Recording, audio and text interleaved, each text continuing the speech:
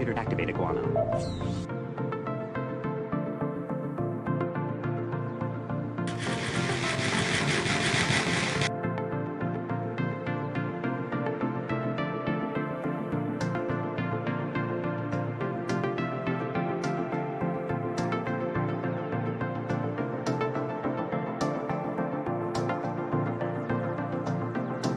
Remember, kids, friendship is magic. And magic is heresy.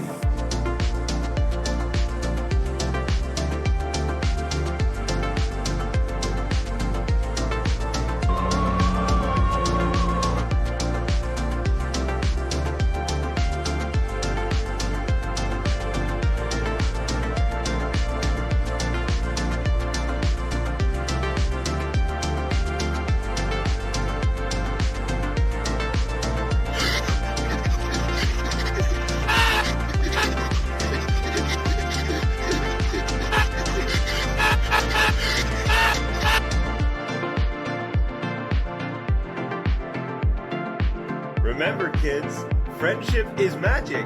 And magic is heresy.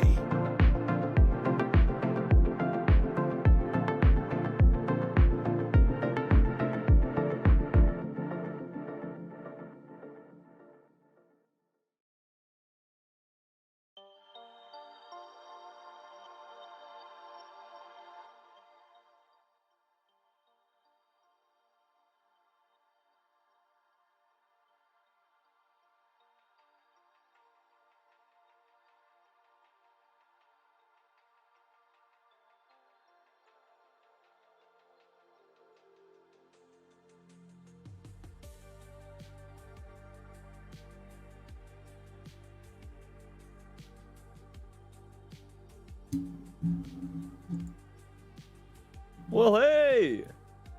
Welcome to the Three Addict Network stream. I'm merrymitch, and man, I hope this stream meets you in some high spirits. Welcome to one and all, and yeah, get ready for a fun time today. We've got the rest of Brother Prince Snake to finish up, and I figured, it being a Sunday, we might check out a couple sci-fi tales. You know, we've been pretty deep into the fantasy recently, but, you know, Sundays come about and I say, we do a little bit of sci-fi. Let's see, I'm gonna catch you up on how I'm doing. I've been good these past couple of days. I finished up the highlight reel, which you might have seen at the start here. And I'm pretty proud of it. I enjoyed putting that together, and yeah, I hope you enjoyed it too.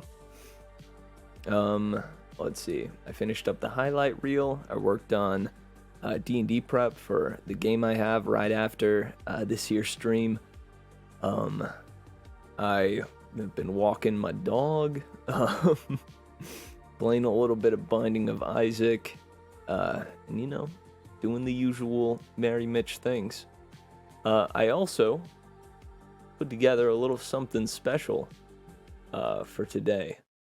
You know, last night it came to me. I was playing Isaac with the banana mod on, and you know, I found myself inspired. So, check it out. Banana.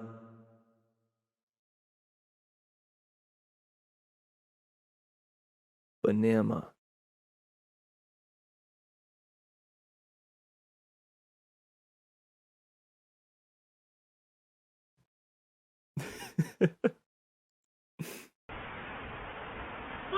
No! Banana.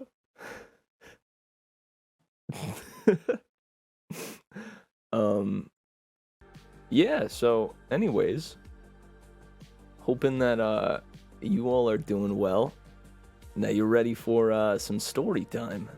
Hey Randy, what's up, Carputt? Hey, glad to have you here. Let's see. what else can I fill you in on? I made banana video. Oh, I released on my channel. Don't know if you've seen it, but I created a Chuck E. Cheese Says Poggers song and a video to go along with it. And in that, I had also decided to export the same song, but just without the music. And so one of my friends was like, Mitch, you gotta release that too. And I was like, okay, you know what, I'll do it. And I titled it Chuck E. Cheese Only Says Poggers. Released that. That was a good thing, and yeah.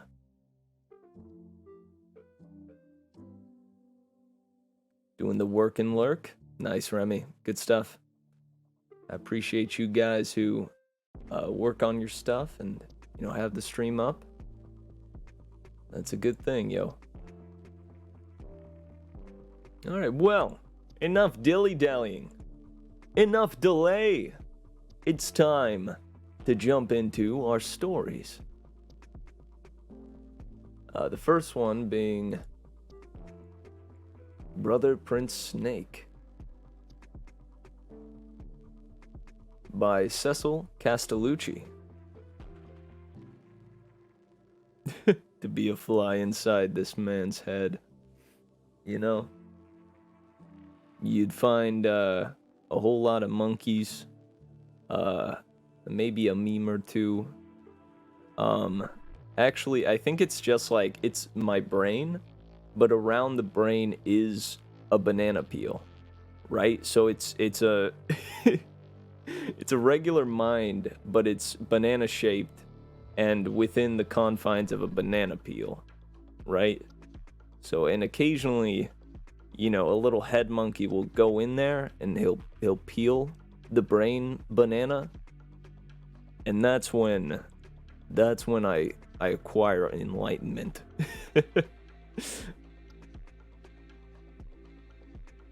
Oh, Randy, that's right. I also released a really cool video all about Disney's gargoyles.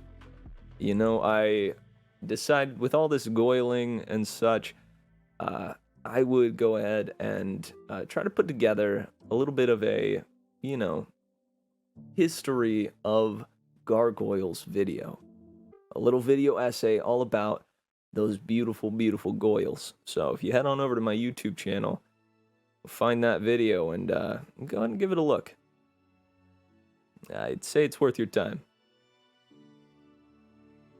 Oh, Carput, I do mean banana peel. Also, it appears the goiling time has come at last. I was wondering how long it would take. I was waiting patiently, mind you. Because within my heart is a desire to goil at all times.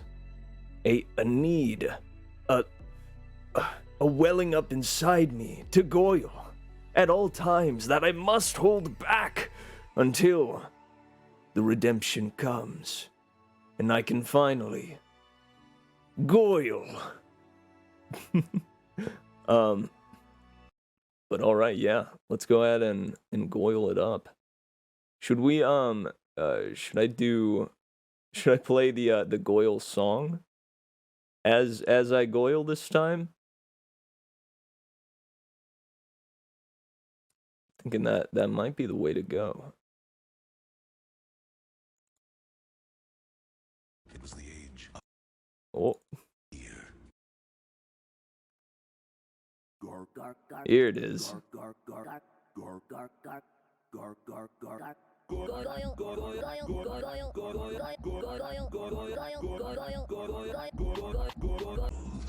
Hang on, let me see if it will loop. Nice. All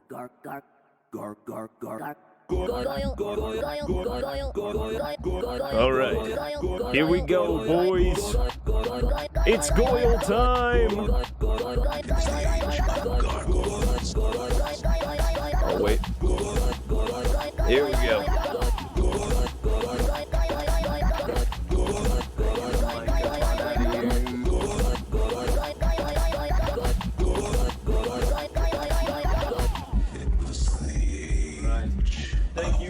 Wendy, for seeing my desires fulfilled.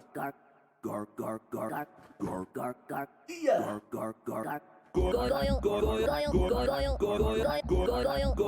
Great boiling is upon us. Boiling will not be stopped. Boiling is a way of life. Boiling is the future! You heard it here, folks. Boiling is the future. Get on it, get boiling, or get lost.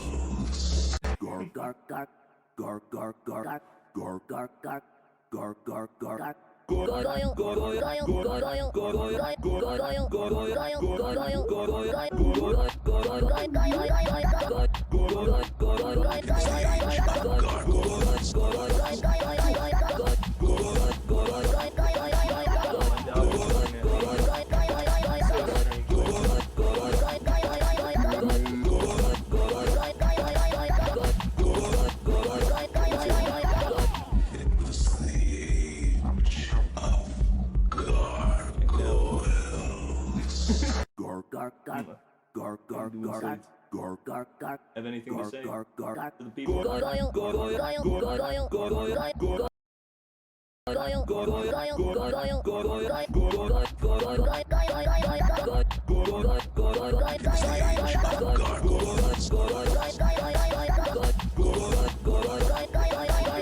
Goyle out of here.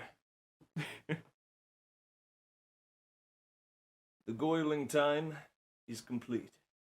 Hang on, let me show you Sage once again, but without the goyle. Hang on, Sage, one more time, okay?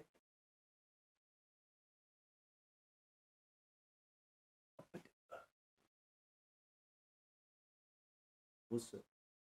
What's up?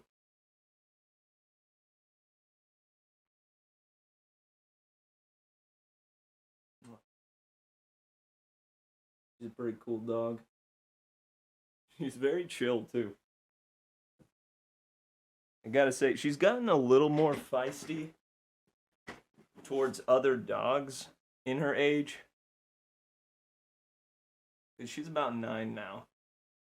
But, you know, she's as sweet as she ever was.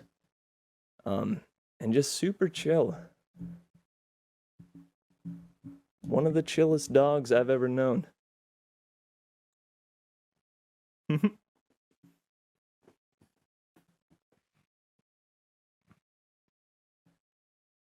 Pardon me, I had to do a burp. Alright, so let's go ahead and decide on the music for the rest of Brother Prince Snake. The song here. Or the story here. Pardon me.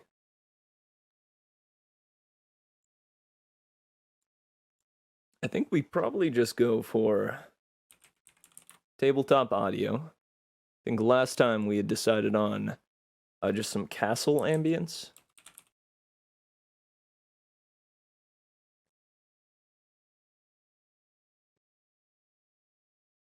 Barovian Castle, Ravenpuff Common. How's this one? Yeah, I dig that ambiance. That's some pretty chill ambiance. I wanted to see though if we had like a big crowd. Trying to think.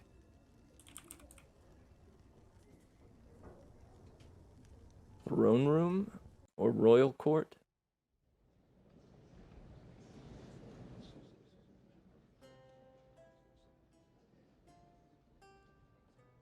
Yeah, we'll start with this one. Yeah. Yeah, she is like a sheep, isn't she? We've called her our little lamb for the longest time. She is the little lamb chop. our little lamb child. Now, last time in The Brother Prince Snake by Cecil Castellucci, we saw a mother bearing 3 children for the king. Right? The queen had 3 children, but her last child was a beast. Was not like the other children, but was instead scaled, disformed, terrifying. A monster had been born to the queen, and the queen died as soon as she saw the child's face. The child's sharp teeth and yellowed eyes. So, what were they to do but lock away this terrifying prince? Nobody liked him. Nobody wanted to be near him, so he spent his days up in a tower, looking down upon the kingdom and singing along with trumpet and bird alike. Until one day, a war happened, and our dragon prince was granted the opportunity to prove his mettle, to prove his worth. His eldest brother ended up dying on the field of battle when the second oldest brother decided to tell the dragon brother to stay behind. And when they heard news of this, the dragon prince was infuriated. He was filled with rage and flew up into the sky, found the enemy camp, and burned it to ash, successfully winning the war and imbuing fear into the enemy's hearts. And so we come back to our story as the second eldest brother is about to be crowned, right, king, I believe. And he's addressing the people. But as he goes to address the people, the dragon prince notices that the new seal that has been drawn up has his form upon it. What could this mean for our dragon prince? We'll have to find out as we continue Brother Prince Snake by Cecil Castellucci. Alright, that was some good recap music. But now, let's see, what is this one?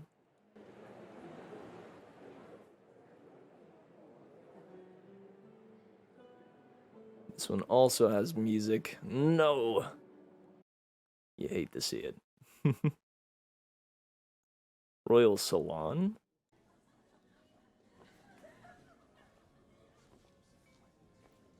This one, the music is a little less present. So we'll go with this one for now. But yeah, hope you guys enjoyed the recap. Now it's time to jump back into the story.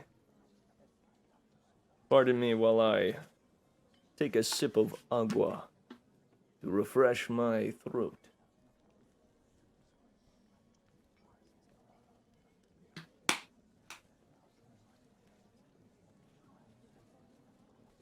All right. So, without further ado, sit back, relax, and enjoy this midday story. This is The Rest of Brother Prince Snake by Cecil Castellucci. What voice did I give Aton? Oh, I remember now. My people! Atten spoke, and the crowd quieted down. For years, we have been a small country with small goals. My father, the king before me, may he rest in peace. May he rest in peace. Was too timid to use the assets we have to gain power. We have a mighty monster in our midst, one who we can control to wreak havoc on our enemies. I noticed that the Princess of the Moon was there, but she was pale, slim, and almost invisible. While everyone was looking at Aten, as the crowd was set upon his head, she alone lifted her face to the sky. I wondered if she was looking toward her home. I imagined that I could love a woman like her. When is a monster, as his appetites must be satisfied, King Aten declared. Every county in the kingdom and every kingdom in the land must send their prettiest ladies to court, lest we unleash the monster on their land. The crowd cheered. Ah! Ah! Aten! You're the best! Then the guards came and seized the Princess of the Moon and dragged her away. I did not know what happened to her until later, when they threw her headless, burnt corpse into my cell. I scrambled away from her, horrified. Hours later, my brother entered, shaking his head at me in contempt, while I cowered in the corner. You are pathetic, Aten said.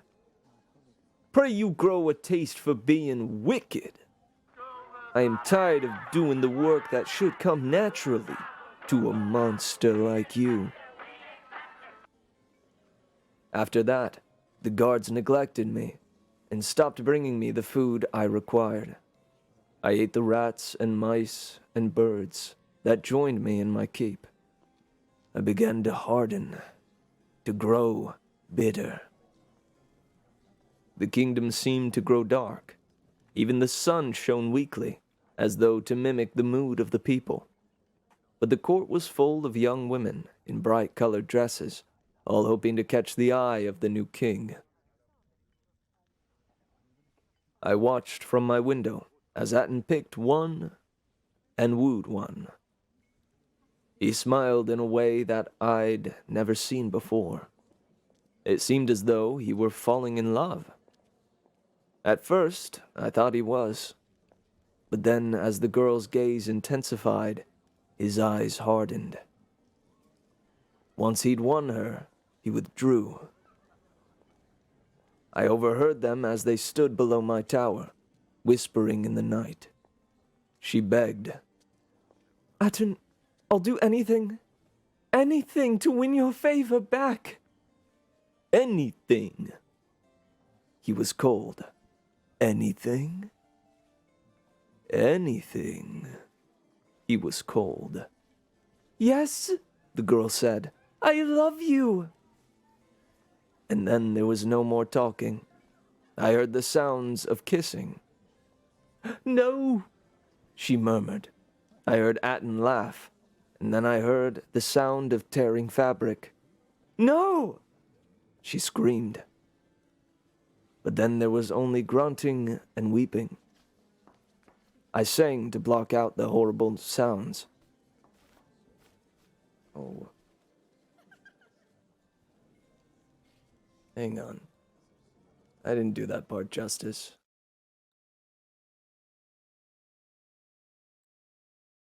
The ambience was all off. Hold on.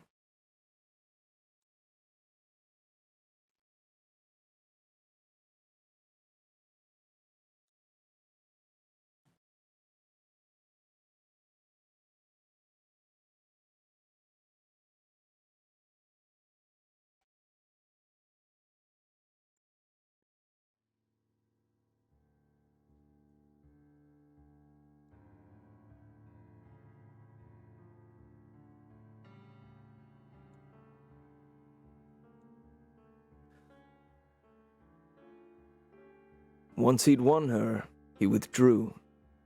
I overheard them as they stood below my tower, whispering in the night.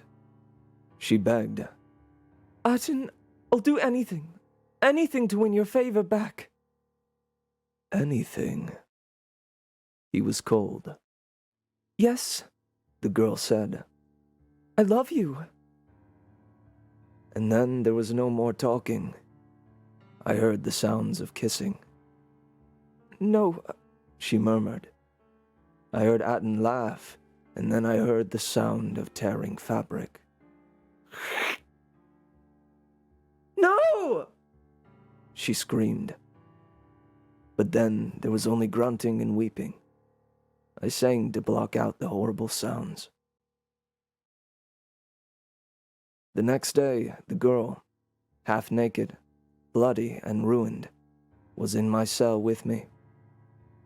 She was terrified. I did not know what to do to soothe her. When I approached her, she screamed. I reached for her, to stroke her skin and calm her, but she moved so quickly to get away from me that my talon ran through her. She was dead. I left her there for 2 days before I ate her. That was when I developed a taste for girls. It became a pattern. Atten would woo a woman and use her. When he was done, he would beat her and throw her into the tower.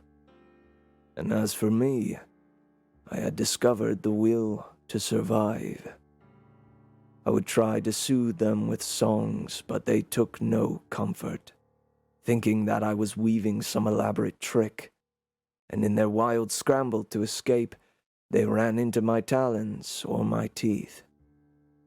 After a while, I began to convince myself that I was doing the girls a favor by killing them and eating them. They were ruined, after all. They had nowhere to go. They all wanted to die. They begged me to kill them. Mostly they died from fright, but I ate them all. I had become the monster that Atten had said I was. This went on for what seemed like years. Until one day she came.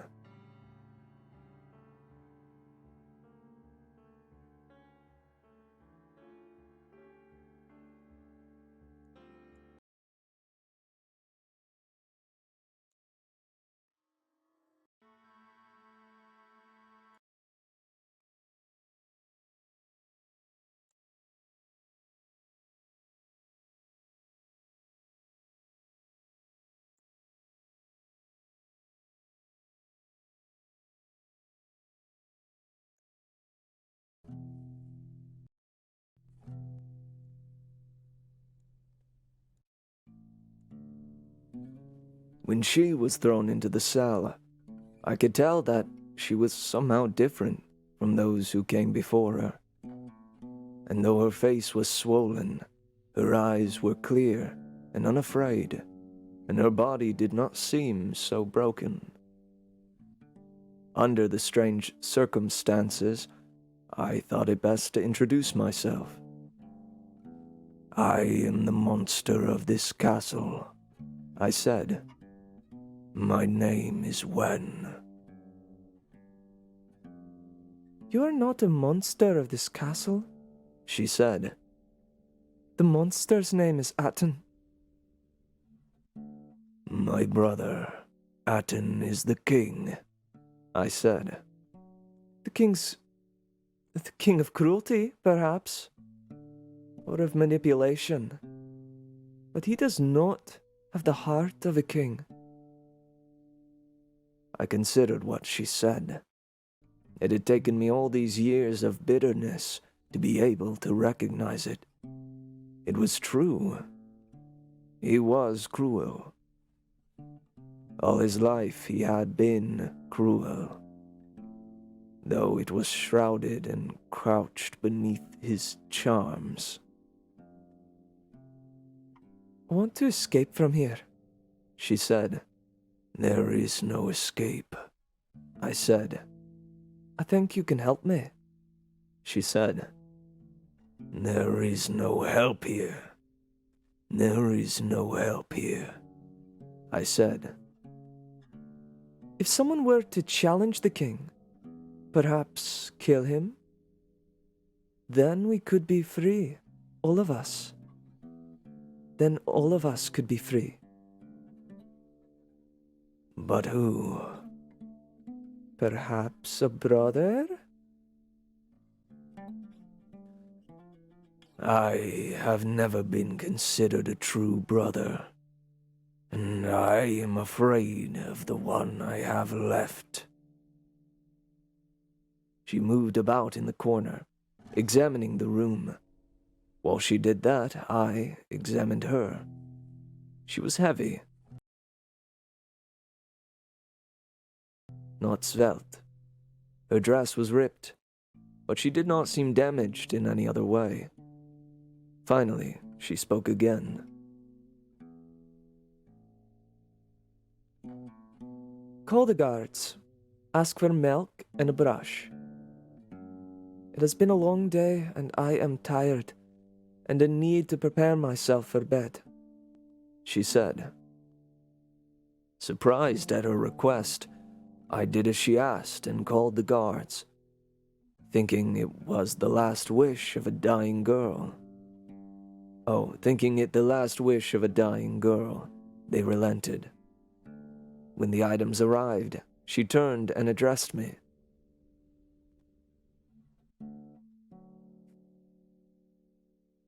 "My hands are useless. My fingers are broken. Will you remove my dress with your talon?" "I might harm you. I might harm you," I said. I'd killed so many other girls before in that way.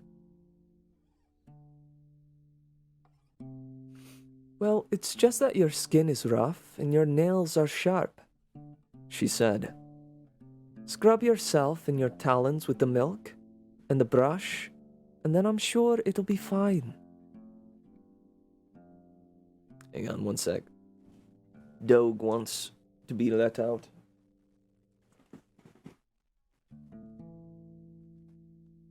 Go ahead. Goodbye.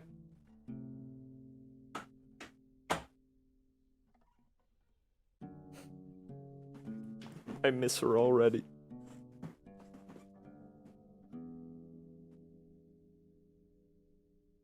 Say bye to Sadie, chat.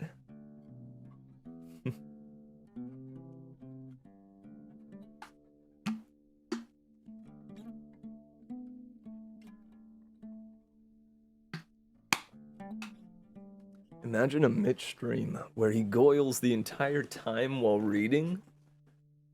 Man, I would have to have calves of steel. Truly.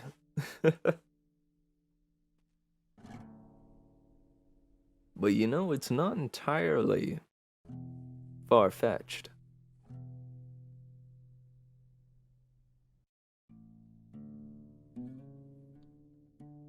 I would need to prepare, but I wonder what it would be like to go for a longest goil stream, if you will. Like going for the record of goiling. Yeah? You know, that's an idea. That is an idea.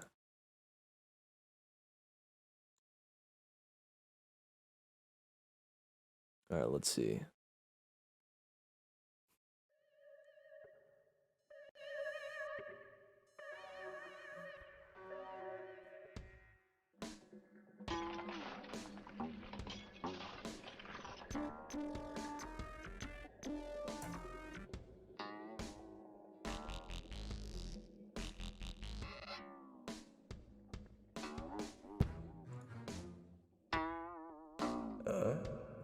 Yes.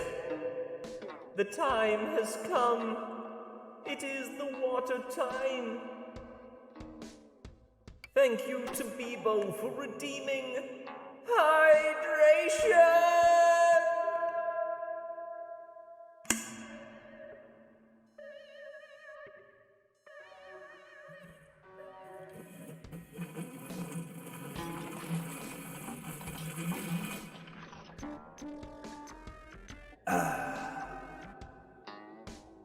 delicious. Hydration.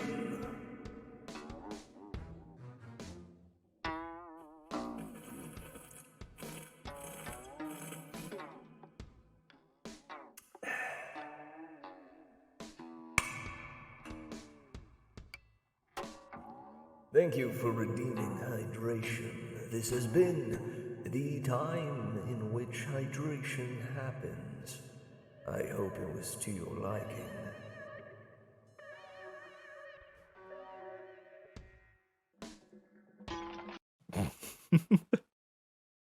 All right. Now back to the story.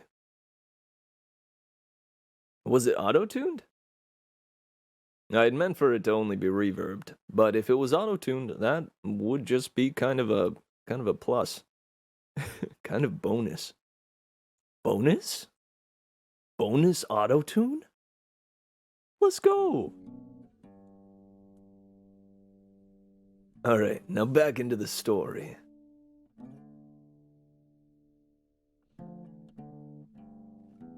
The request was so unusual that I complied.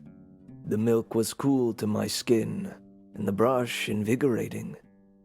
I felt soft after it was done. I turned to her and carefully removed her dress with my talon, only to discover that there was another dress underneath the first. "Shall I remove this one too?" I asked. "Oh no. I'm too tired. You can remove it tomorrow. Sing me a song so I may sleep." I sang to her about the birds in the sky. "Oh, the birds in the sky, they flap their wings and soar into a window, and then they fall and crash into a bush. But then comes a savior." This is the Dragon's Bird Song. I hope you enjoy it. Oh, dude. The bass boosted reverbed fart sound. I'm sure that's easy enough to find. You know what, just for you, Bebo.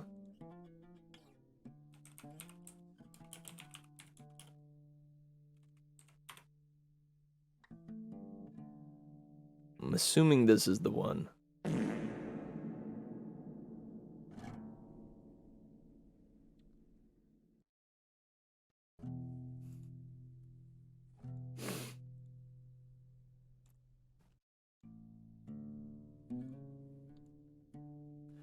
The next day, she told me her name.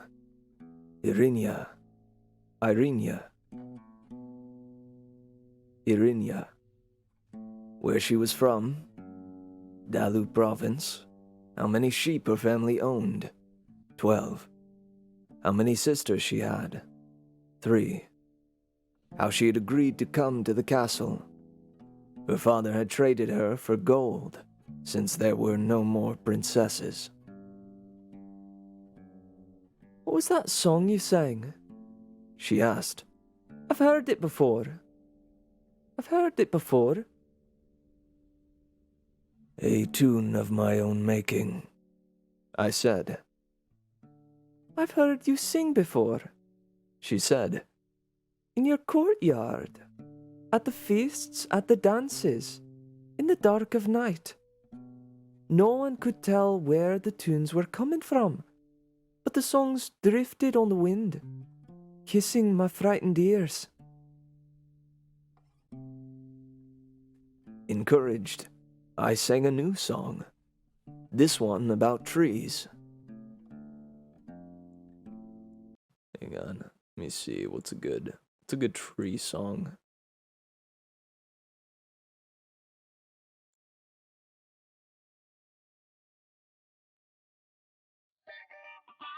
Oh yeah. The trees are here. The trees are here. The trees have sprouted. The trees have sprouted. Woo!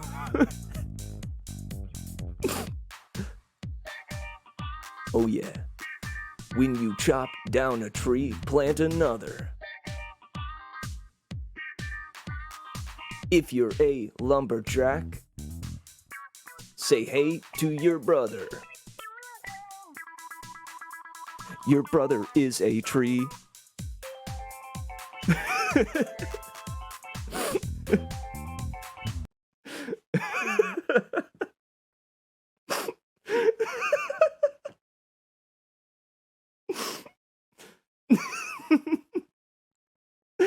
Guys, I don't know where that came from. There's an argument about Taco Bell in the Discord? No. Or yes? Hang on, let me check it out. Dude, Taco Bell is D tier. I don't know what you want about. If you willingly are going to there when it's not the only thing open, you are crazy. Only reason it's not an F tier is because it isn't Arby's. And nobody deserves Arby's, regardless of if it's the only place open. I will die on this hill, Randy. Taco Bell is among the greatest of fast food. Literal S-tier food. Yeah, you're gonna be one of those people that dies from diarrhea. He's gonna die on this hill's toilet. Lamau? Listen, you guys heard what the point of Taco Bell is. If that didn't clear things up for you, I don't know what will.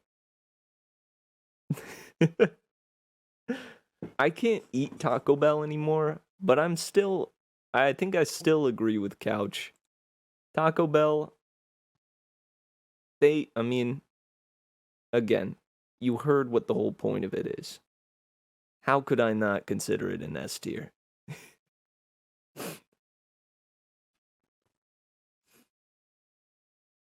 Alright, let's see. Let's bring back this tune. She ran her fingers across the spines of the books on my shelves. When I see a book, my heart races as though I'm in love. Irinia said, It makes me sad that not every book is good. Oh, it makes me sad that not every book is good. It makes me sad that not every book is good. I said, not every book can be loved. But when I pull a book off a shelf and examine it, turning it this way and that, inspecting the cover, flipping through the pages and glancing at the words as they flash by, a thought here, a sentence there, and I know that there is potential between those pages for love. Even if in my opinion the book is bad, someone else may find it good. Isn't that like love? I wouldn't know, I said.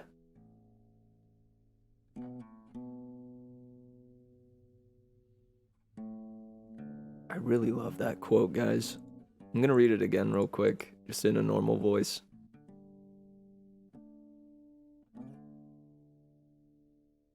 It makes me sad that not every book is good. Not every book can be loved.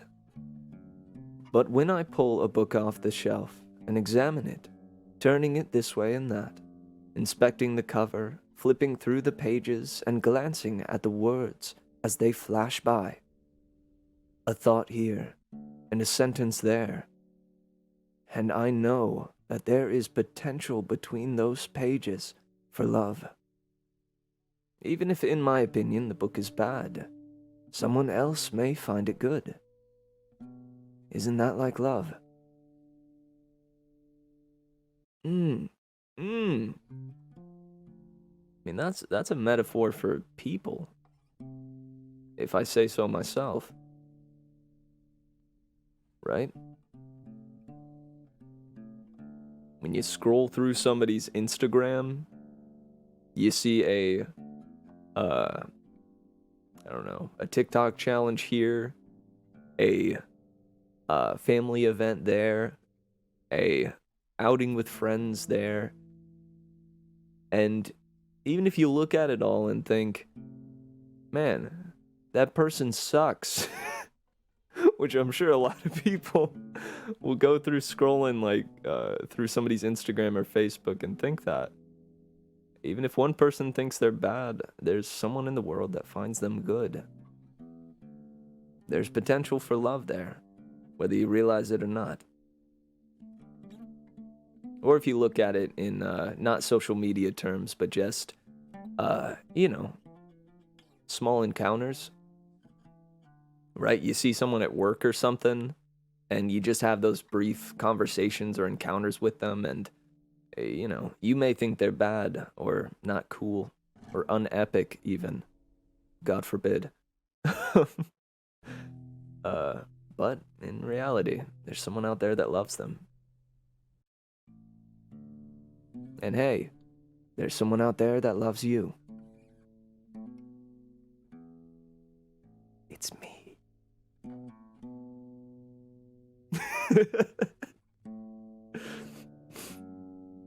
Taco Bell is not bad. Bebo, curve your tongue.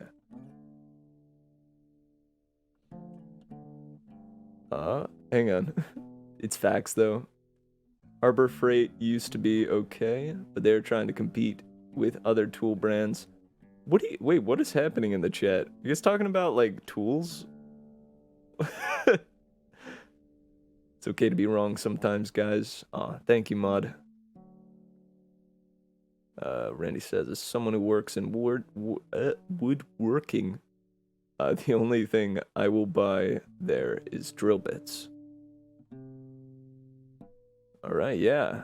Hey, I mean, nuts and bolts, solid argument topic, if I say so myself.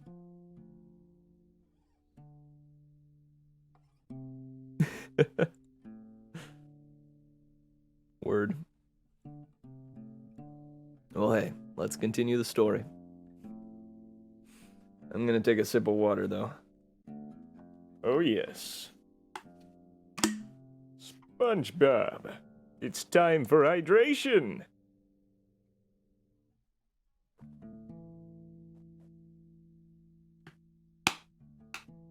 Yeah. I mean, that's what you love to see, though, right? I mean, that's how I know that there's an active chat, and that warms my heart. If I look over there and my brain just kind of goes, that's how I know. That's how I know I got a good chat. Lay bamboozle. It's true. That's your guys' job sometimes, right? You gotta bamboozle me every now and then. I can't be Johnny on the spot all the time. Curious about her tastes, I began listing some of my favorite titles for her. She treated it like a game and began to list titles back. When we named one we had both read, we shared our true feelings about it. Many books we loved equally. Others we argued about. It was a pleasant time, especially when we disagreed. That night I called for a new bowl of milk and brushed myself soft again. And then I turned to her and removed her dress once again. There was another dress underneath the one I had peeled off. Shall I remove this one too?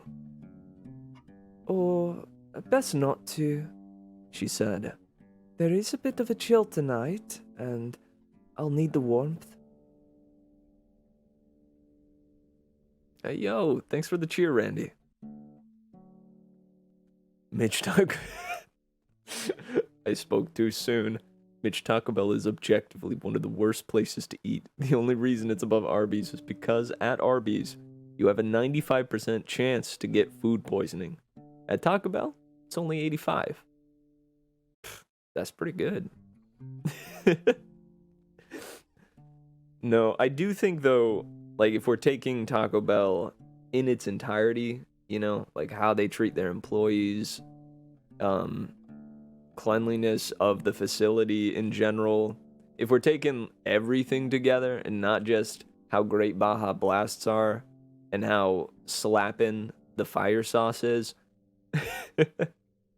then okay, I can see where you're coming from.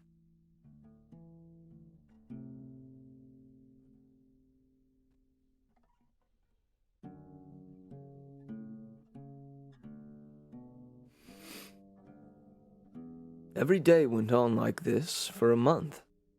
I was enjoying myself. I was glad that the tower was mostly dark, so my strange form could not be seen. I felt like a man. She told me all about herself, and I, in turn, sang her all the songs that I'd written over the years. Eventually, I let her borrow books that she had not read, and in the afternoons we would sit together reading quietly. Can't stand fizzy drinks? I mean, that's fair. I mean, fizzy drinks can and will upset your stomach, with no concern for your well-being. Hey, right? You see, I knew I was right to mention Baja Blast. Baja Blast is something all of us can agree on. Except Bebo, I suppose. But that's okay. Honestly, Bebo, you have a good stance. Staying away from sodas and such will keep you healthy. Yeah, Taco Bell is dirty. Don't want to go in that place.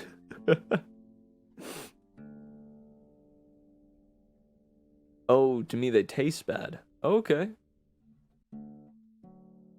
Yeah, that's fair. It's like a texture thing. The fizziness tastes odd upon the tongue. But Randy over there chugging club soda. Let's go!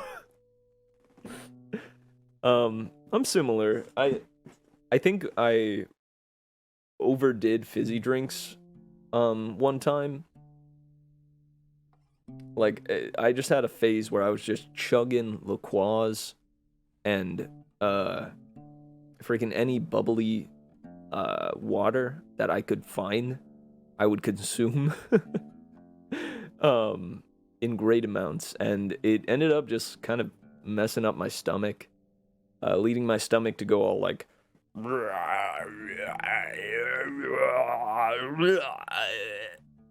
you know, that thing where the stomach just starts grumbling and gorbling.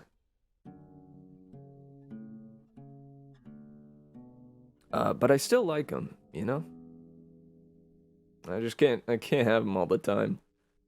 Otherwise my stomach just goes, please stop. There's too much carbonation. Otherwise my, hang on. Otherwise, I can show you exactly what happens.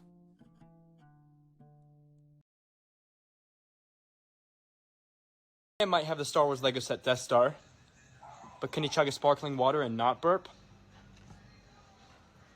Let's find out.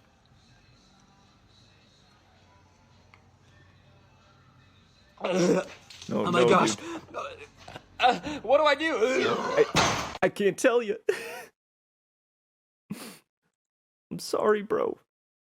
There's nothing I could do for him.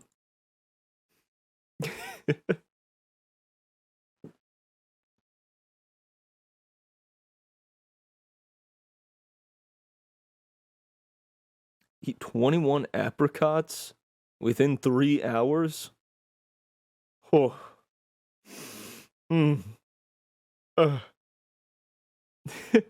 Right, Mod? That one's so good.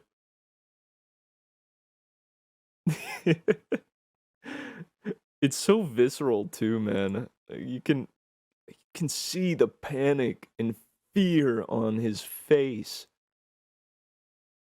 Is it bad that it makes me want to try it? That's probably bad, right? I mean, I could go get a sparkling water right now.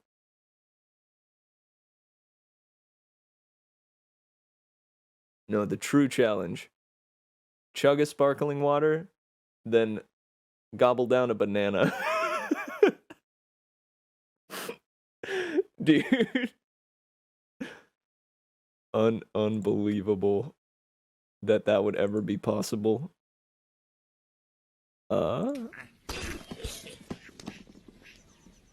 it.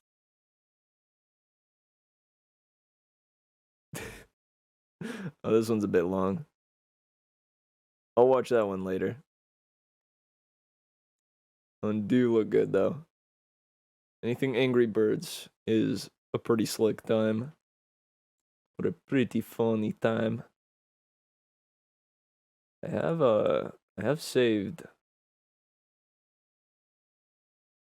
really solid banger. Yeah, this one. I forgot it was that loud. I'm sorry. I'm so sorry. Oh, dude. To everyone's ears, I apologize profusely.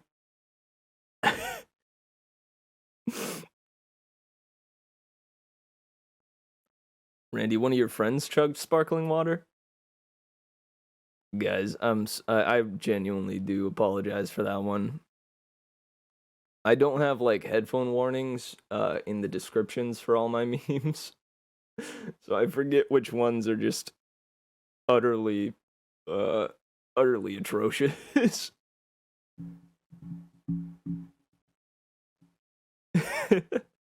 It is a bit of a bop though, honestly. It's like the trap remix of the Angry Birds song. There was one other one that was pretty darn sweet. Let's see if I can find it. Here. Angry Birds. Oh, here it is. It's called Angry Burf. Eagles? How did you get these? From a drone. Oh. And do you spy on us with that? Yes. So, Yes. have you seen me, Yes, and it's disgusting.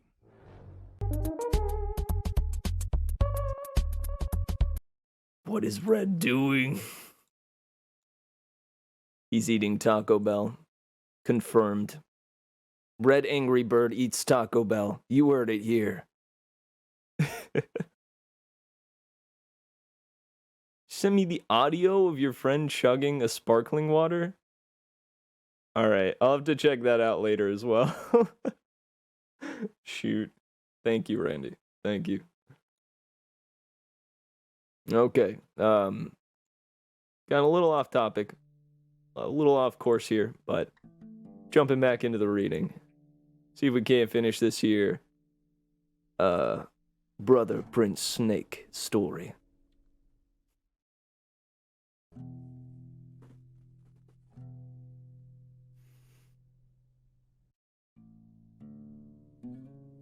But after a few weeks, I began to worry that there would not be enough dresses, and that eventually the moment would come, and I could stave off my hunger no longer, and I would have to kill her.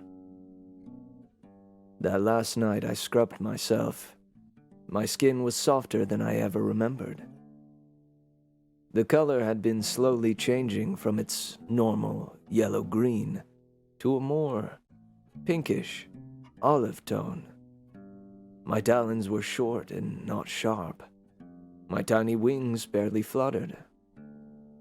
As I did every night, I went to her and I removed her dress. This time there were no more dresses. She stood before me naked. I knew the time we'd shared between us was up. I began to tremble as the monster in me bubbled up. I started to unhinge my jaw.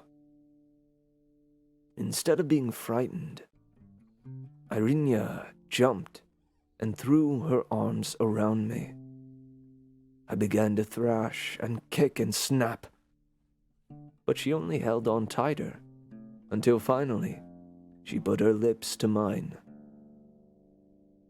I was confused, but I began to calm, and then my body knew what to do.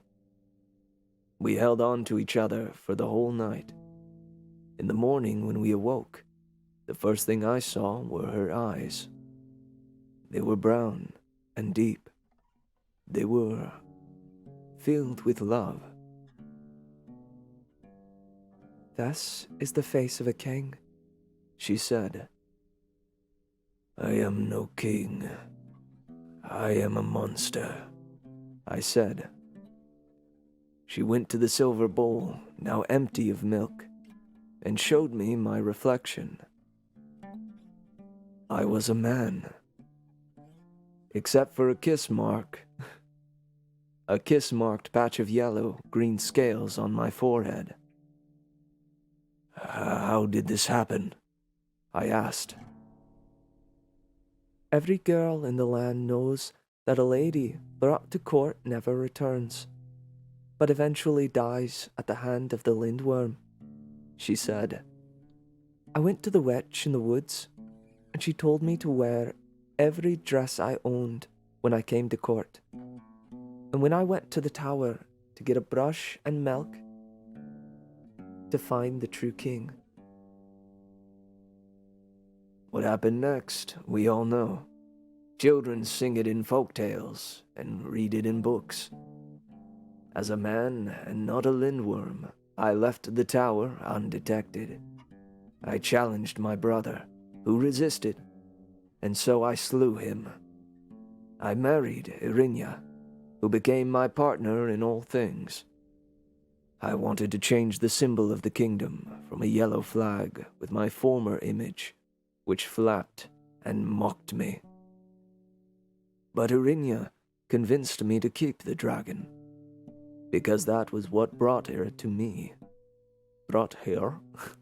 What brought her to me. "You should not be ashamed of the dragon that lives within the man," she said. She touched my scaly scar, my one reminder of how a monster became king. I insisted on one change. The dragon would have a scar. For in that scar lived love. "Aw. Dude. Dude. Dude. Dude. That's so sweet. That's so tender. Ah! I can't, dude. That's so sweet. Man, I didn't expect this to become a love story, if I'm being honest. But when it started to go, well,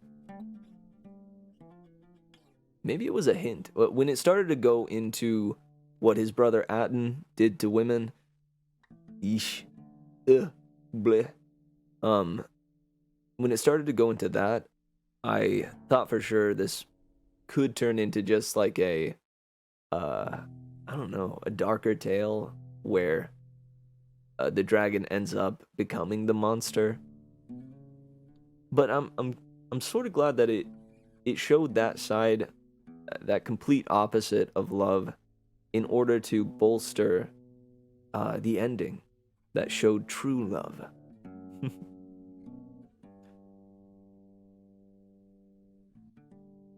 The what? Who is that lawyer?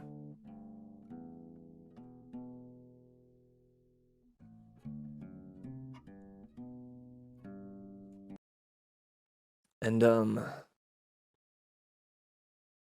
that analogy, or that metaphor with the books This story is awesome.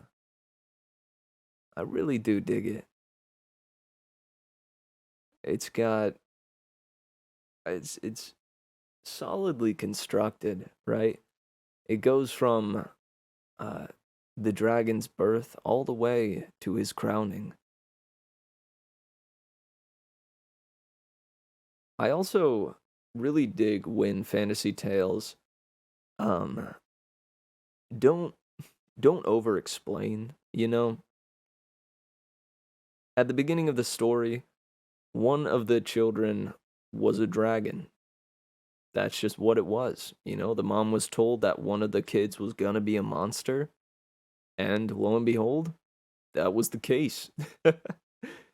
It didn't need to over explain and give us exactly why this dragon was here, or if there were other dragons in the world, or, the whole dragon lore, right? This was just kind of a unique instance. However, it does lead me to speculate on are there other dragons in the world? Are there other people with like scale scars on their foreheads that can transform into dragons? Will he ever be able to transform into a dragon again? And does he want to? Would he ever want that though? Because if he needs to defend his kingdom, could he just go dragon mode and, blow them all to smithereens? Or is he, stuck as human for good? And is that so bad a thing?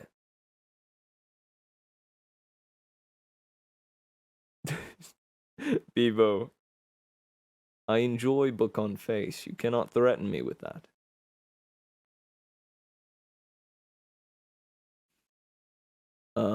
But I can't check it out right now. Because copyright, I assume. Wait a second. Wait a second. Gotcha. You said don't show it on stream. Okay, I'll tell you what. I'll mute the stream for a second.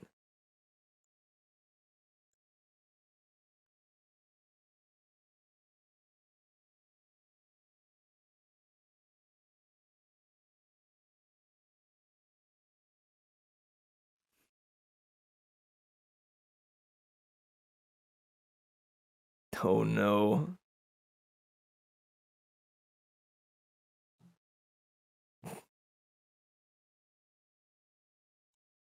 Dude, Patrick just wants more Pepsi. I can't watch further than that. But at the moment at least. But that does seem like a solid video. That face when you are sleeping and you hear faintly in the distance. Click out of 2, 3 is binding, click out of 4, and done. Security of this lock is trivial and embarrassing. This was the lock-picking lawyer, and I hope you enjoyed. What? Dude, I know, right? Pepsi, baby. Hang on, I got one. I got one related to Pepsi. If you don't think I got one related to Pepsi, you'd be wrong. Hold up, where is P? Ah, here it is. What do nightmares taste like anyway? Pepsi.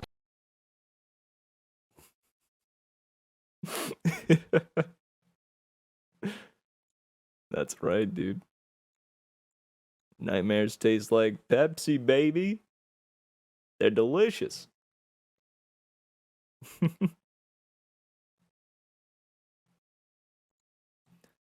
But man. And I hope you guys hear where I'm coming from with the whole concept of if you have a theme in your story, or even something that you want to end the story on, right? Like some sort of message or just encompassing concept, right? Such as love. To show something that is so far from that, right? Even in a small instance before that comes up, does a lot to put it into a spotlight, right? And lead the reader to feel that concept even heavier. Let's take an example of if I wanted to end my story on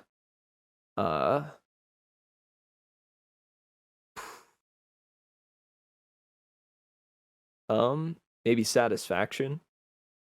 I would put in the story before that ending where the character is finally satisfied. Maybe a ways before it, there's a moment where he just can't get enough of something. We'll take Pepsi in this instance. he goes to the soda fountain, like fills up his cup. He looks over to the register and is like, "Is this endless refills?" And the guy's like, "Heck yeah, dude." And he goes, "Oh, all right, sweet." And he starts drinking it, but he just keeps refilling the Pepsi and can't get enough of it.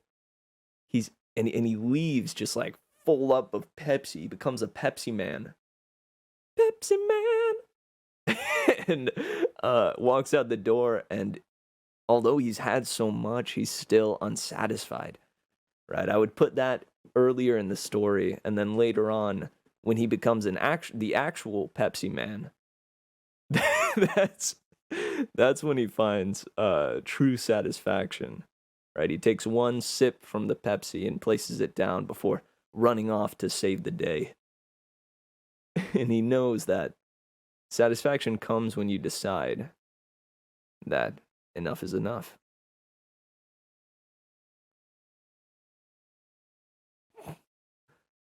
Remember the jumper cable clip from Sam and Max? Not sure. I didn't watch Sam and Max all that much. I followed iCarly like all throughout its airing as a kid, but whenever it switched over to Sam and Max, I wasn't interested. I had cartoons to watch. Does anyone remember the guy on Reddit? Never in my life have I remembered a guy on Reddit.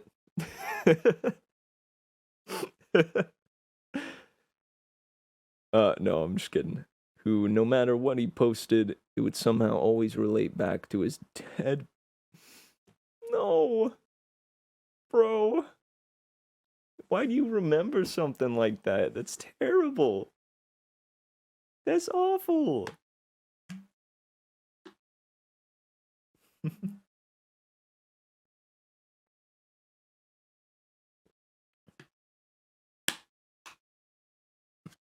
Well, all right. I did say it was Sci-Fi Sunday, but here's my question for the chat. Would you like to start one of these other tales? Right, we have the end of everything. We have Sleepwalking Now and Then.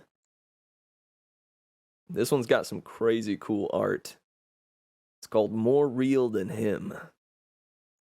We've got 1/0. Reminds me of the Fate Stay Night series. If you know those anime. That title. Anytime I see a title that has a slash in it, I can't help but think about that. We have this good little fella. It's called The Kite Maker.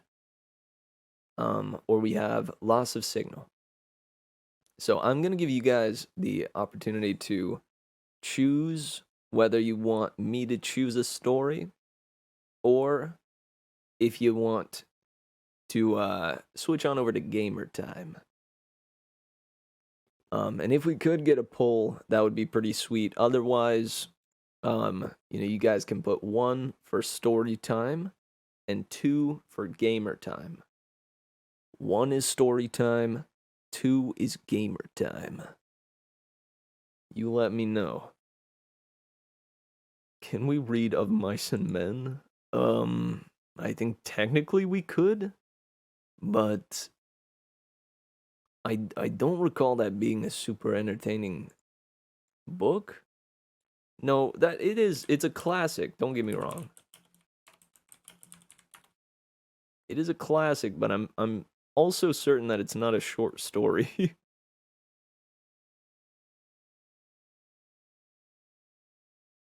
Narrates the experience of George Milton and Lenny Small. I do like Lenny Small. That's cool. We got Mod Shooters for story time. Bebo and Randy are for gamer time. Cool, cool. We've got 2 for gamer time, 1 for story time. I'll leave about, let's see. I'll leave the time it takes for me to play 3 more memes. You have the time it takes for 3 more memes to vote. Let's see. Which ones do I want to play here? This one's just a bop.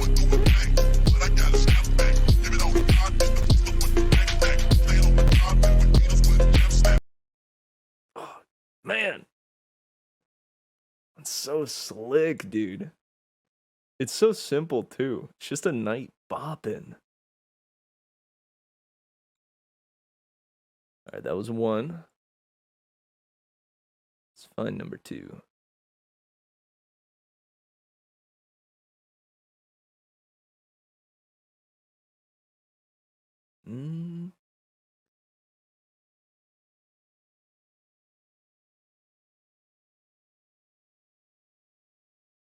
Oh, this one's slick. Hang on.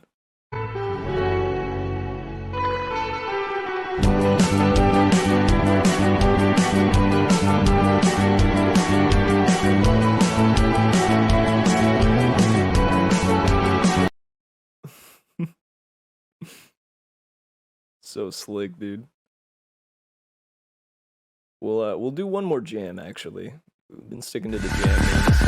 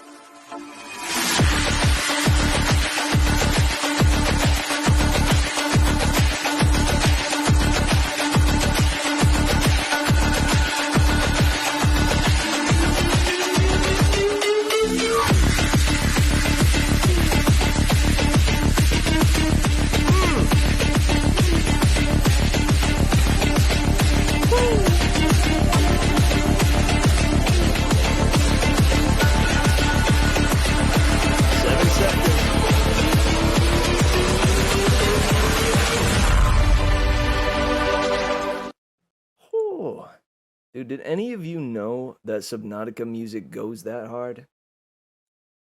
Did any of you know?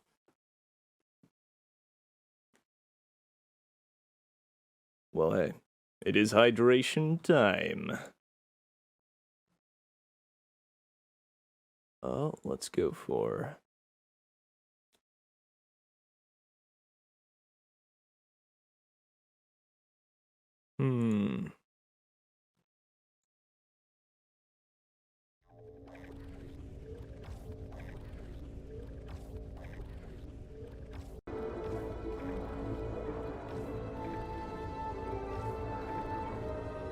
The time has come for hydration.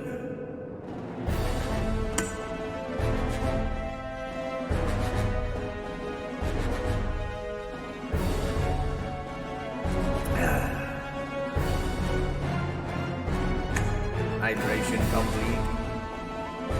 Thank you for redeeming hydration. Your hydration request has been satiated. You're welcome. Thank you for redeeming hydration. For now, my systems are fueled with water.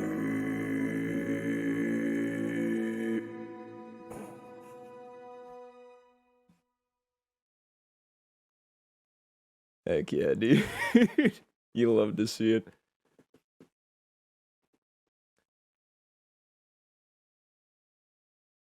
Download the Subnautica song.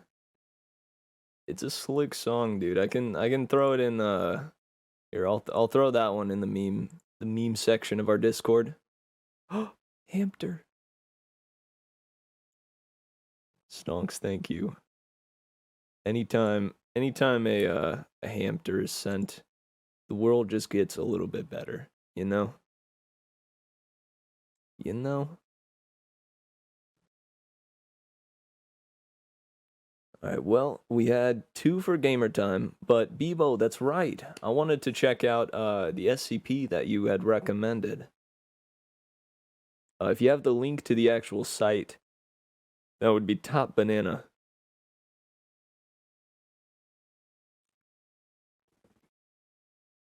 That would be top banana.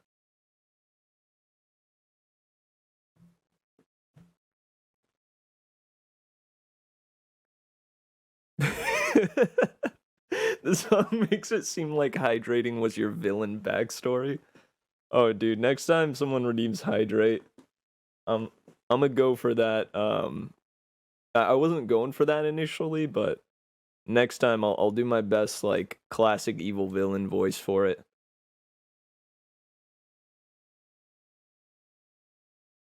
Oh, the game. True.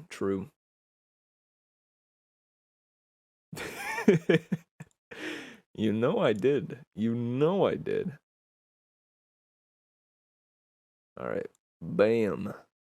Nice. We got some SCP action to check out. Let me load up some of the robotic track from Everhood. There's a solid amount of them. Wait. Where did I put the lab? Wait, what about this one? Hang on.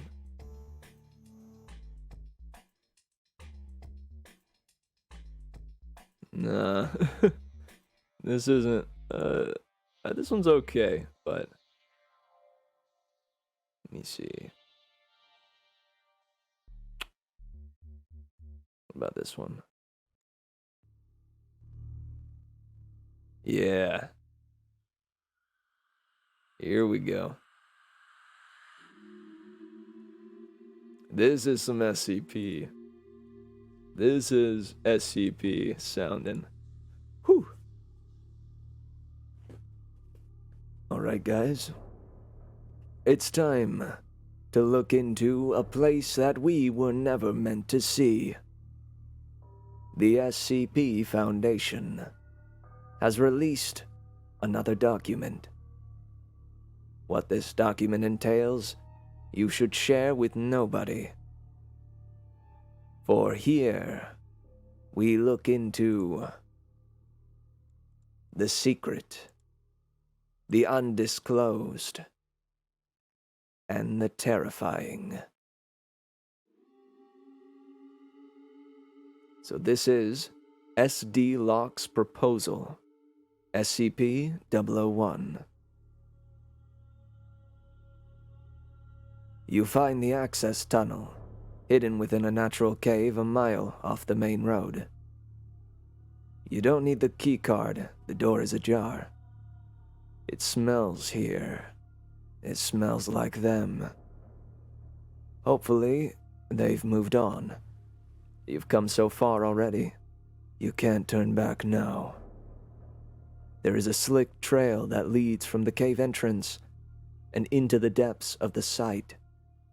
If it's blood or shit, or something that smeared off one of those things, you cannot tell. You make a point to avoid it. You're still receiving the distress signal. It only started broadcasting yesterday. Whoever it is, you pray they're still alive. Your footsteps echo throughout empty corridors. Each footfall sounds, for all the world, like a dozen. As if you're not treading through the dark alone. Elevator is down, so you take the stairs, ending on floor B5. Keter holding. You pass several empty containment chambers. The horrors they once held are long gone. If you're lucky. The trail takes you to an office branching off the main hall, the source of the signal. The door is cracked open, but stuck. You plant your feet, push with all your might. Something skitters out of one of the rooms to your left, and around the corner before you can get a good look at it. Your first thought is, dog? It was on the ceiling, though. You take refuge in the room, slam the door behind you. It's dark here. You're safe. You take off your jacket and head wrap. It'd be a damn shame to die from something like hypothermia after all that's happened. The sole operating emergency light rotates in its casing, casting a pale orange glow across the room every other second. As if the room itself had a pulse.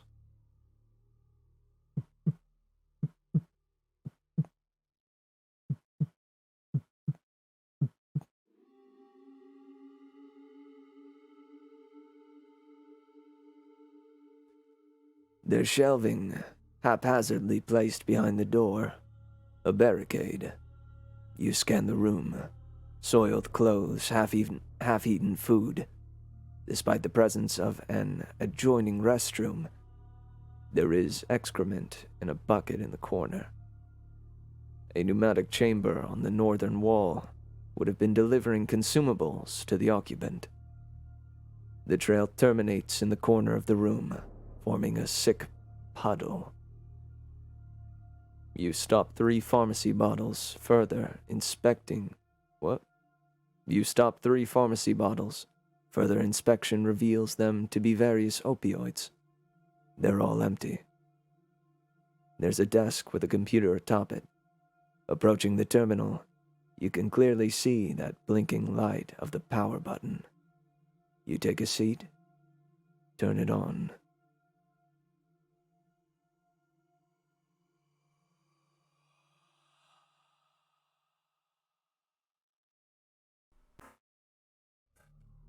Emergency protocol activated.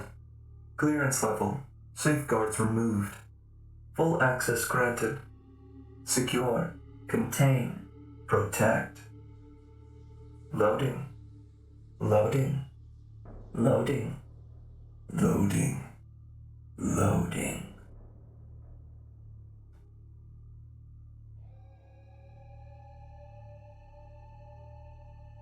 You hear footsteps just outside the door. Every first step comes down heavy.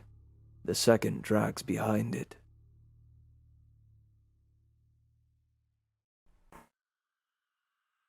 Loading. Loading. Loading. Loading. Loading. Loading. Loading. Loading. Loading. Loading. Authenticating.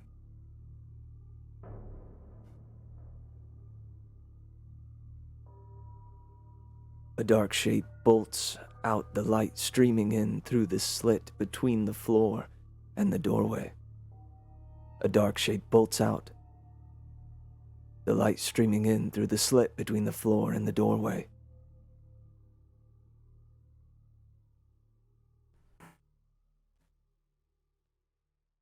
Authenticating.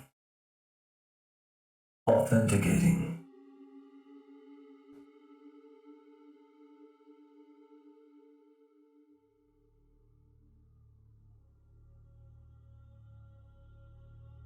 Oh, sorry, it's not the one you thought it was, Bebo. Still seems pretty cool. You tense up, waiting with bated breath, praying it will pass. You damn the deafening thumping of your heart for betraying your position.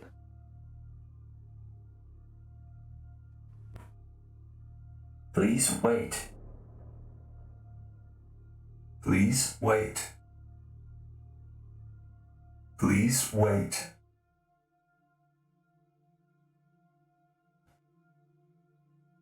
The shadow recedes. You breathe a sigh of relief, just as the screen comes to life.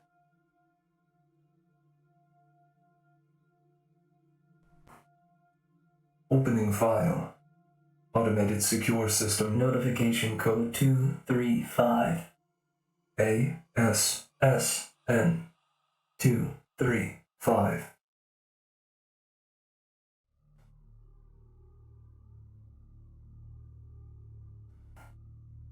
There has been an error in retrieving the current iteration of the SCP-001 file.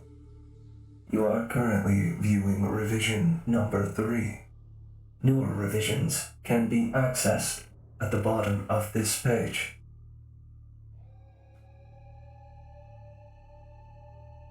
Ooh. You actually get to open them. Yo! Alright. Revision 312. Updated 1,312 days ago. Item number SCP-001. Object Class Apollyon. Special Containment Procedures. Due to its nature, SCP-001 cannot be contained. Survivors of the SCP-001 event stationed within secure facilities are to remain in contact with one another. Personnel are encouraged to attempt to reach Site-19 by any means at their disposal. Personnel with knowledge as to the whereabouts of the 05 Council are to relay this information to the Administrator. Survivors attempting to travel outdoors must fully cover their bodies in protective clothing, preferably several layers. Travel by foot should be limited as much as possible. Cities and man-made structures in general provide the greatest protection. Formerly wooded areas should be circumvented. Travel by air is preferable above all other methods.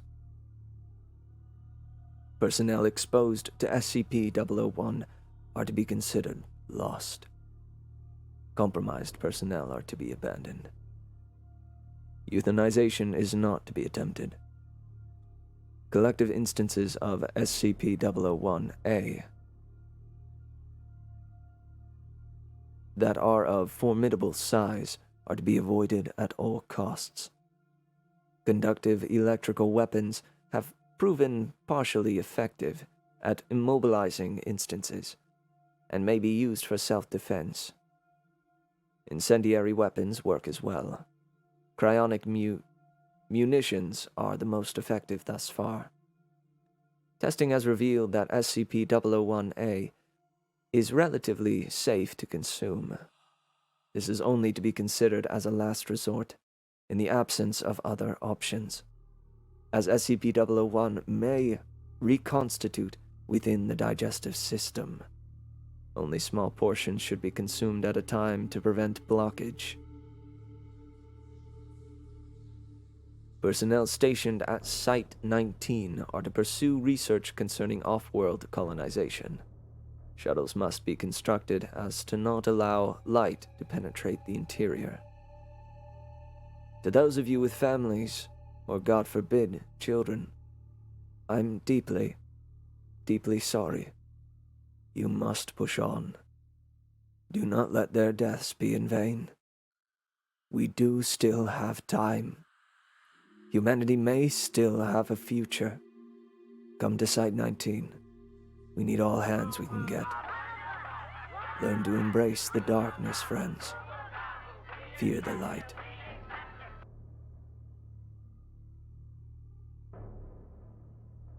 Hey, yo! What's up, clown?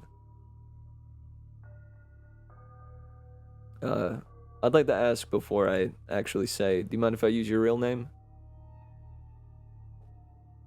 I don't know. It feels kind of bad calling somebody a clown. It's good to have you here, though. For real. We're reading through SCP-001. Or rather, the story of it.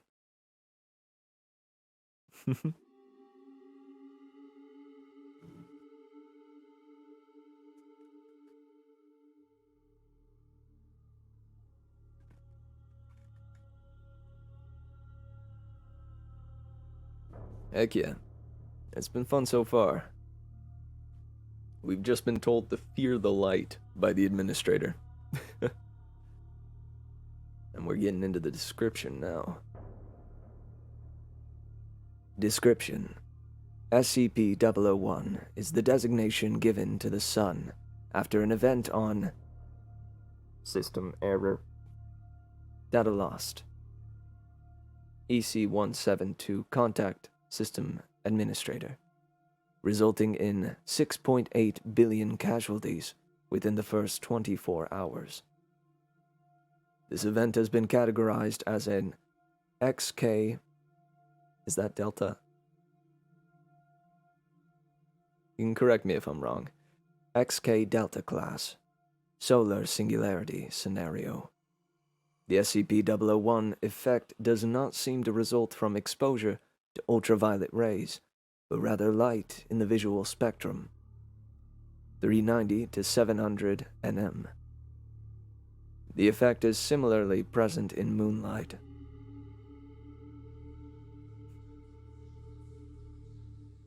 Upon contact with visible light produced by the sun, living organisms liquefy at the point of contact, with the effects spreading until the entire organism is converted.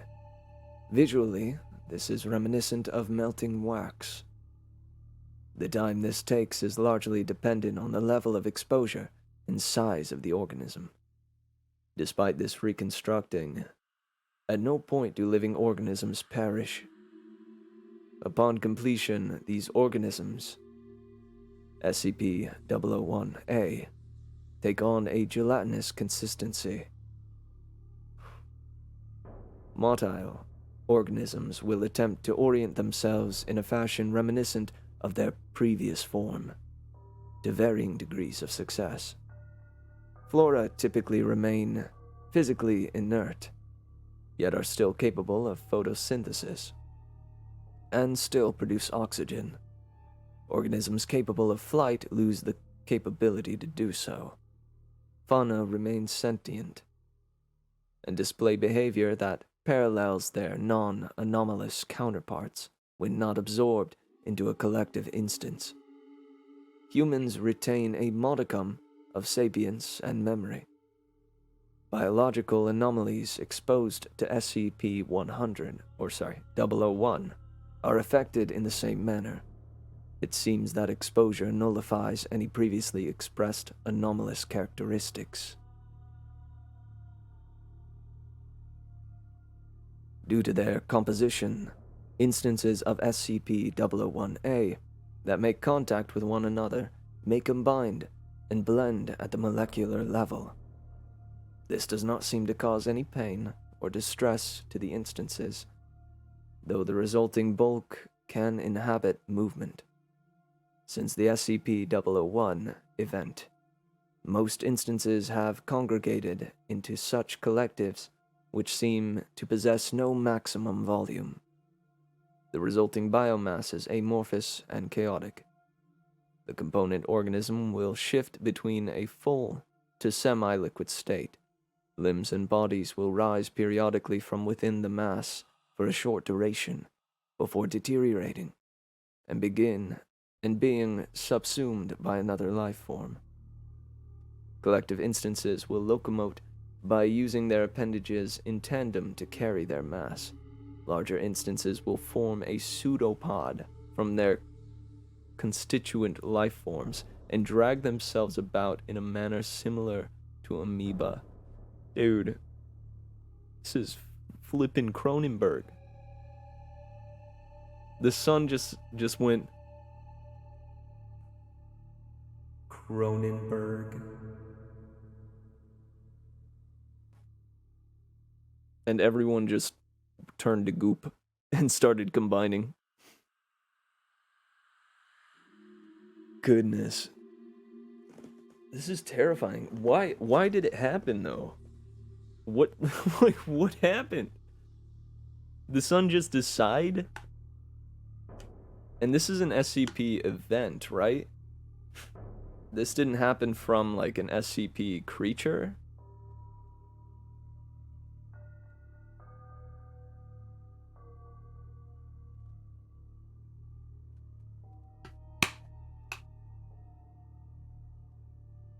Whew. Terrifying, though, truly.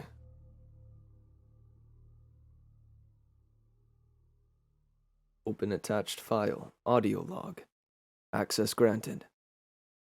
A harsh static lashes out of the speakers when you open the file. It disturbs the stillness of the room, catches you off guard, and quickens your heart's pace. There's some handling noise as the recorder adjusts their microphone. A brief moment of silence passes, and then...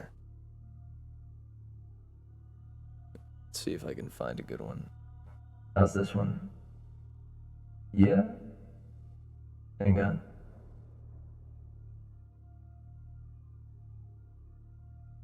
Lower the reverb. The reverb.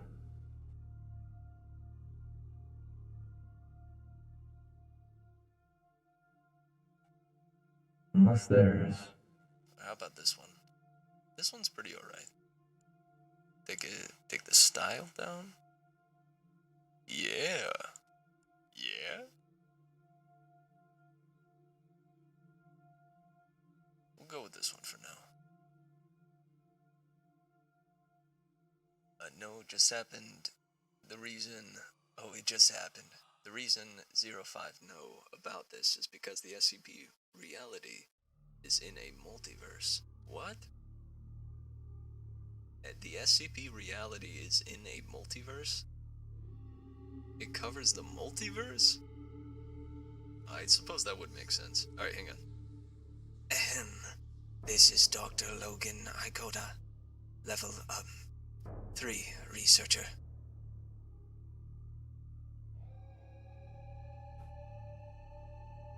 There's a quiver in her voice. Oh, it's a her. Whoops. In her voice that betrays her attempts at professionalism. She pauses, takes a deep breath, and continues.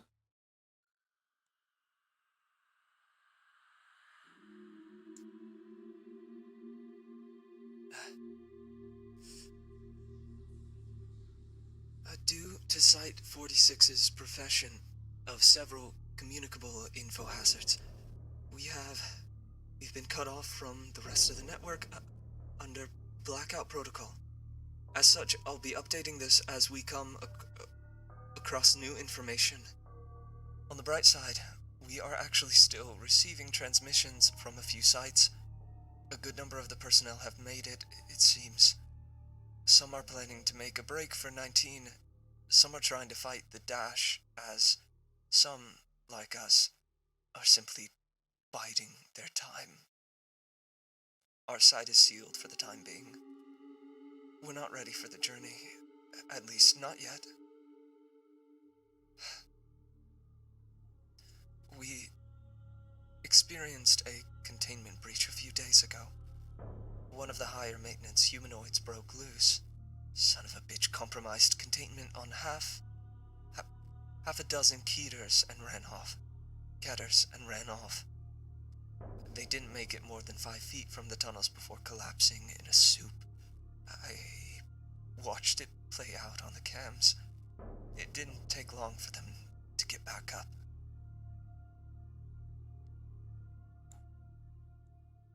She stops again, mutters to herself incomprehensibly, before you hear the unmistakable sound of a match strike. She exhales audibly.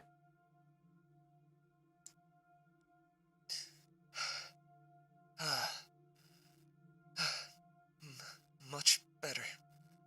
Not exactly a designated smoke area, but what the hell, right? Commander Anand suited up and went to town on them the next day. Tried to drive them off.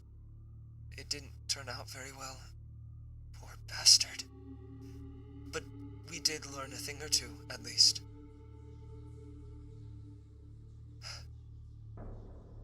There's only a few of us left here. I'm holed up in one of the offices. Jerry and Director Phillips are somewhere in the barracks. Clyde and a few Ds locked themselves in the armory with Ari. I really should see how she's doing.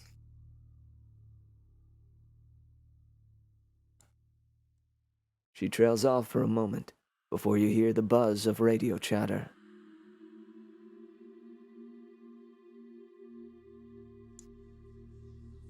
Hey, hun. How are you holding up down here?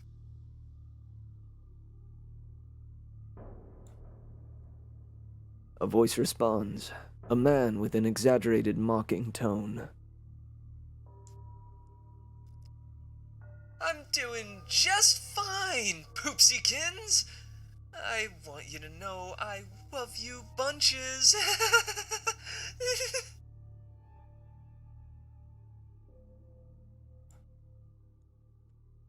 Logan shoots back.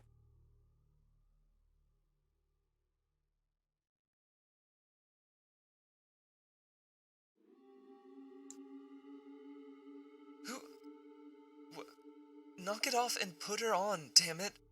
I need to speak with her. Oh, gotcha. Whoops.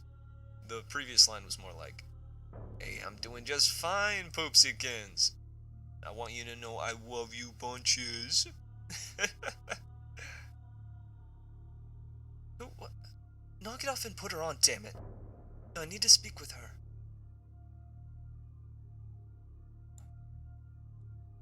There's clamor on the other end while the radio changes hands. A soft voice calls out concerned. Babe, what's wrong? Nothing. I just wanted to check in real quick. I'm fine, babe. Really, I can take care of myself.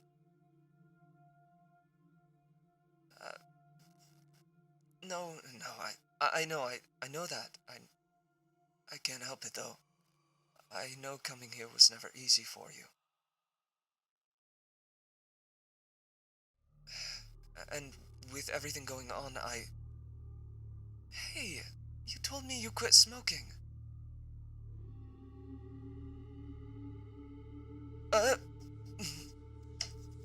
No, of course not.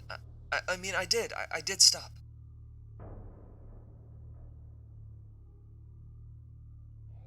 I don't think I'm the one you need to worry about. I'm staying clean.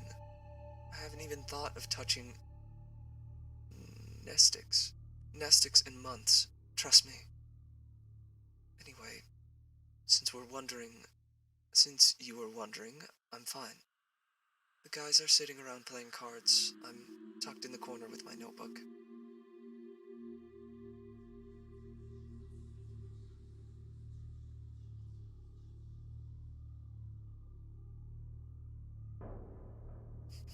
Sweetheart! Penning a Sonic about my undying love at a time like this? I'm flattered.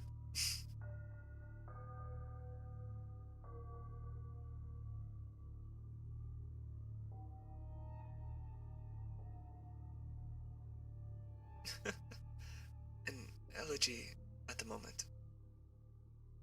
A eulogy at the moment. I feel like if I don't keep myself busy doing something, I'll go crazy locked down here. I know what you mean, hon. I'll let you get back to it. I love you. Love you too, babe.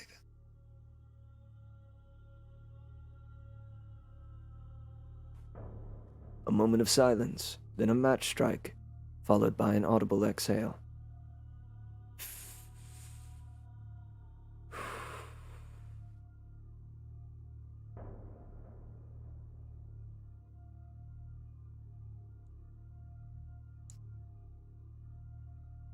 And that's all of us. Everyone else was either topside during the event or they were killed in the breach. Director's orders are to stay put. Keep an eye on the cams, both in and around the facility. We've got the 001, we've got the 001 skips beating at our front door, and God knows what else locked in here with us. We still have electricity. We should for quite some time. And the place is stocked up with enough supplies to last the site a couple of years. We're going to be fine for now. Everything's going to be fine.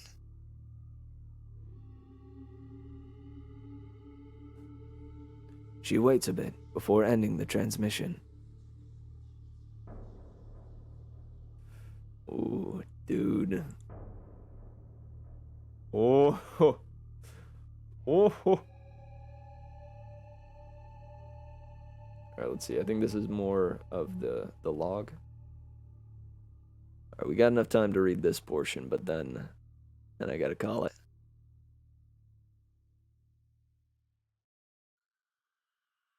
All right.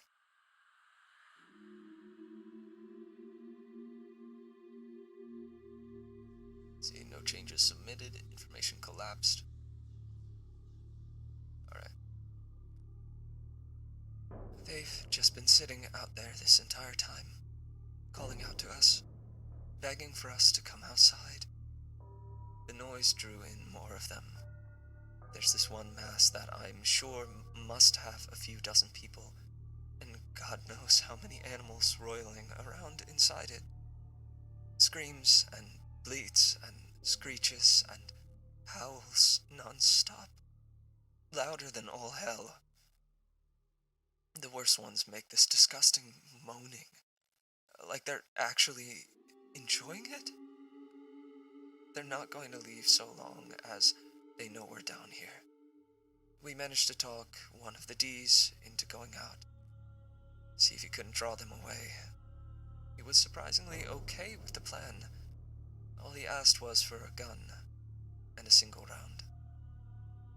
He made it out there, and one got a hold of him. Tried to get his mask off. He managed to work the pistol up beneath his chin in time. Got it off.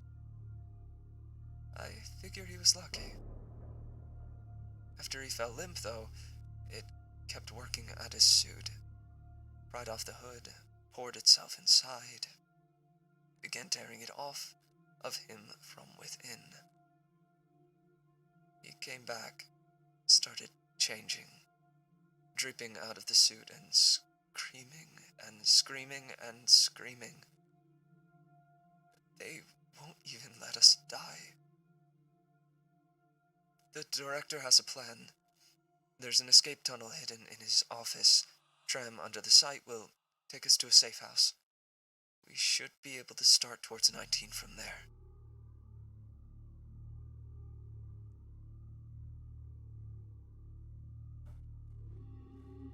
Oh, man. This is, man.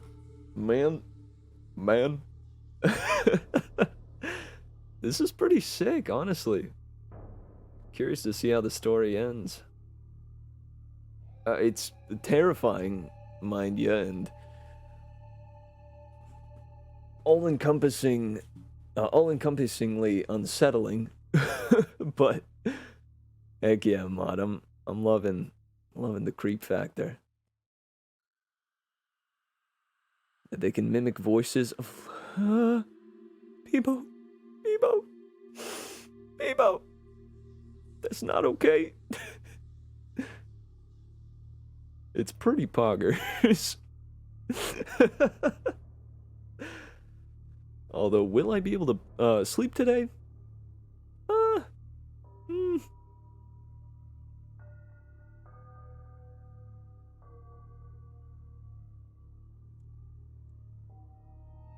Alright.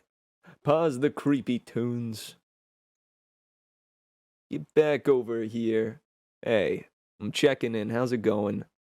Hope you're feeling fine and enjoyed the creep factor, though. I hope it doesn't unsettle you for the rest of the day. Remember, the sun loves us. For the most part. And it will not turn you into a writhing goop monster. So, no need to fear there.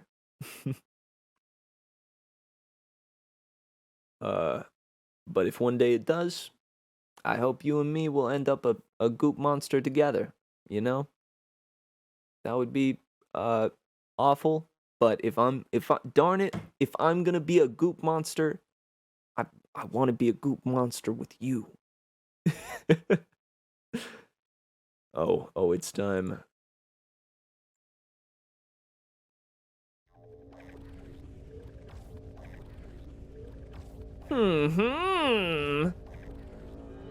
It is time.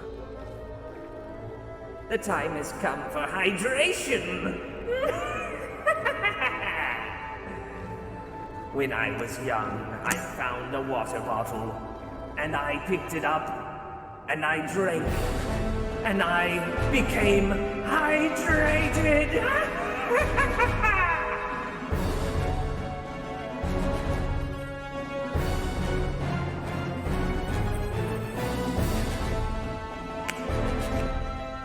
And now that I have drunk from the water bottle, you will never be able to defeat me.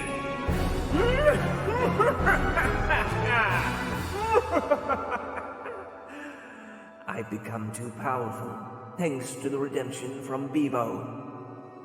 Thank you for granting me the power to take over the world.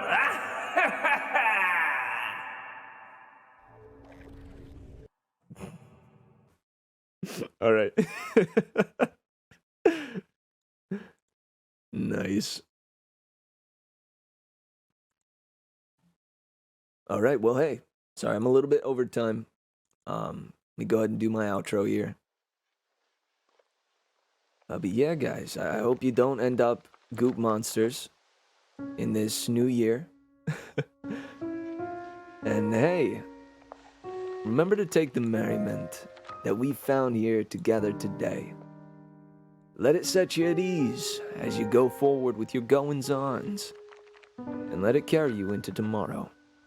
I love you all very much. Thanks for joining me on these fun tales. I'll see you in the next one. I've been Merry Mitch. Coming up next is the Couch Soldier. Go ahead and say hey to him for me. Love that guy bunches. And yeah, I'll see you on Tuesday. And in the chat, probably. Wish me luck. I'm about to go DM the Jealous Twilight campaign. I'll see you guys next time. All right. Bye-bye.